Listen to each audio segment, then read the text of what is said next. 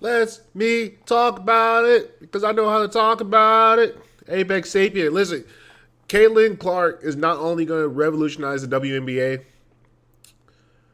Watch out, NBA. She might be nuking the NBA. Listen, I'm here to say it. I'm the first one to say it. NBA, the NBA basketball product is a shitty product.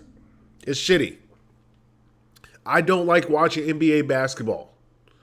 And there's a couple reasons why I don't really like to watch it. Primarily is because the game is not as much as a team-oriented game compared to like what it once was. Like the last time we watched really like good team basketball where the ball was moving around, it was very selfless, was probably the Golden State Warriors, and then prior to that was the San Antonio Spurs with the Popovich, with Tim Duncan, Mano, Kawhi, and Tony Parker. Most of the NBA games that you watch are very one-on-one oriented. One guy gets the ball, drives and beats his guy, either kicks it out to the three-pointer or he dunks it. It's a very boring game. And then there's just a lot of hero ball. When you get into the playoffs, it's even worse. More hero ball. And that's because like the guys in the NBA, it's more ego. It's an ego-driven game because it's all just dudes. And this goes back to Kobe Bryant, Allen Iverson, Michael Jordan. Like the game of basketball when men has always been ego driven since like the 90s. Since like the 90s and on, it's just fucking one guy. And we're just watching guys playing one on one. Essentially, we're watching five guys play one on one. And when you go play pickup ball, that's mostly what you see. There's not a lot of team oriented basketball. What I enjoy about the WNBA when I'm starting to like pick up as I'm watching, especially when I'm watching Caitlin Clark, and why I think she's going to make why she's making the WNBA more viable as a product and a better product. It's much more team oriented. Much more team oriented. Women don't carry the same ego as far as sports. Like they don't have the same thing to prove as it is when you're watching guys. So if we could just increase the skill level a little bit of the players and get to a point where they're fresher and they can all kind of play like Caitlin. Like I'm not saying Caitlin's going to be like she's the prototype, but there will be other Caitlins. Like, sadly, R.I.P. Kobe Bryant and Gigi. If Gigi was coming up, Caitlin knew she was going to have a fucking real problem in the future. Because I don't know how old Gigi would have been now. She would have been maybe a sophomore in high school, something like that. But if Gigi was able to live out the manifestation of Kobe 2.0 as a woman, oh my God. Oh my God. And here's the other thing that people are not going to comprehend. Sports is driven by men. Women don't really watch sports. They just don't care. So women will show up to whatever the sport event that is like big that everybody's watching. So like women who watch football, they don't even really know what they're watching when they're watching football. They got no fucking idea. They don't. They just watch it because it's a big ass party. So women are going to go to wherever guys are congregating watching. And guys are now interested in women's basketball. They're very much interested. You know why? There's a couple reasons why. One, they're tired of watching dudes bitch and complain in men's basketball. Because, like, dude, when you watch guys basketball, the shit, the ticky-tack, the crybabiness, the ego, the diva behavior, it might as well be girls that we're watching. And also, when it comes to men's basketball, it's not as relatable to the average guy who's watching basketball because we're not fucking 6'7" giants. So I'll never be able to do what Giannis does. I'll never be able to do what LeBron does. I'll never be able to take hints and pointers from KD's game. There's not a lot that you can really take from those games because the discrepancy within the height, the jumping ability, and all that. If we're going to keep it a full stack, your average Joe can relate much more to women's basketball because it looks more like what a pickup basketball looks like on the court. I can learn more watching Caitlin Clark play than I can watching LeBron play. In my daily life of just watching, because say what you want to say, the women's game is not as complex because it doesn't have to be as complex as the men's game. The men's game has a bunch, like you can't get away with certain like just basic movement stuff in the men's game as you can with the women's game. So women's basketball on a fundamental level, that's what Caitlin's kind of showing. On a fundamental level, it's easier to comprehend and it's more aesthetically pleasing to watch because it's more relatable to your average person. So when something is relatable, it's watchable.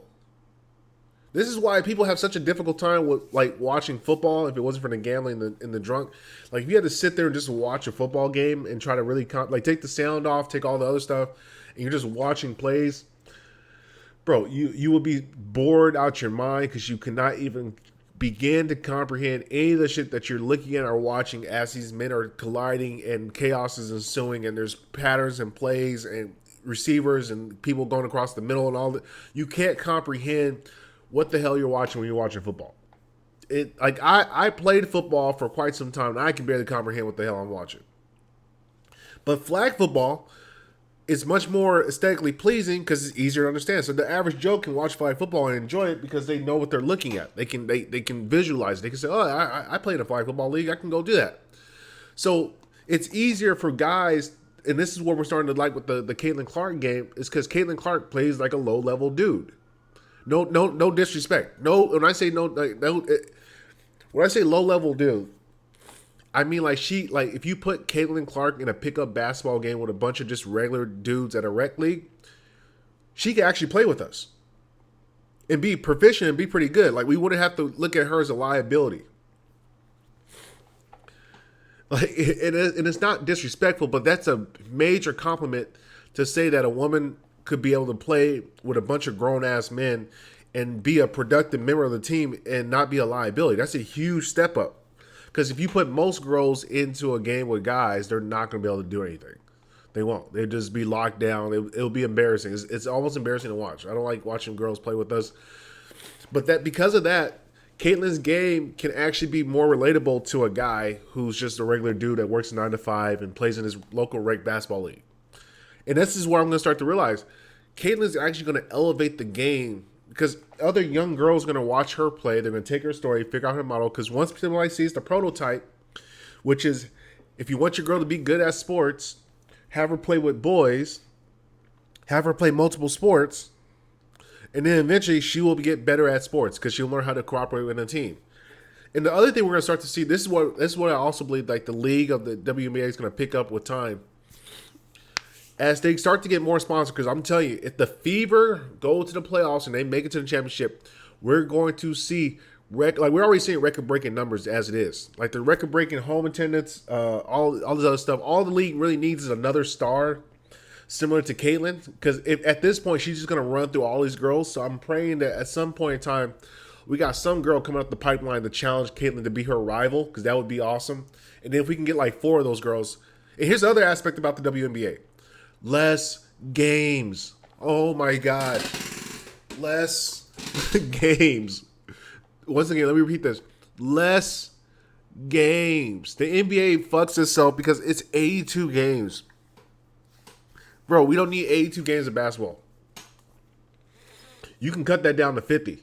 Realistically, you can cut that 82 games down to 50, and then shorten the playoffs.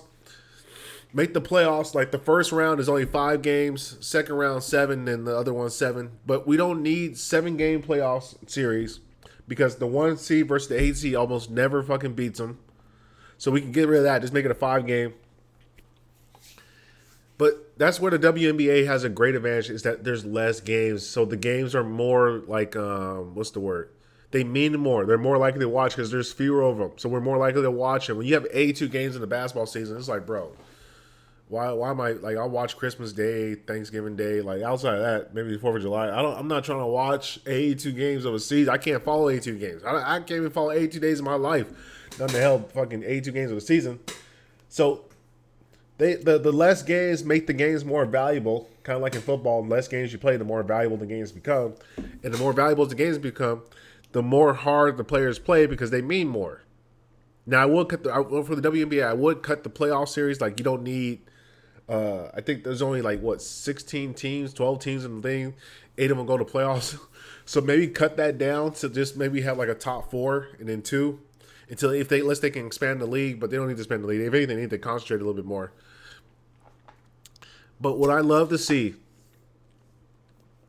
is that like the game her game is so aesthetically pleasing. It's easier to watch, and eventually we're gonna start seeing male coaches go into the girls' game because guys are gonna realize it's just easier to coach women than to coach these superstar divas in the NBA, which means the level's going to start rising up because no offense to women, No offense at all.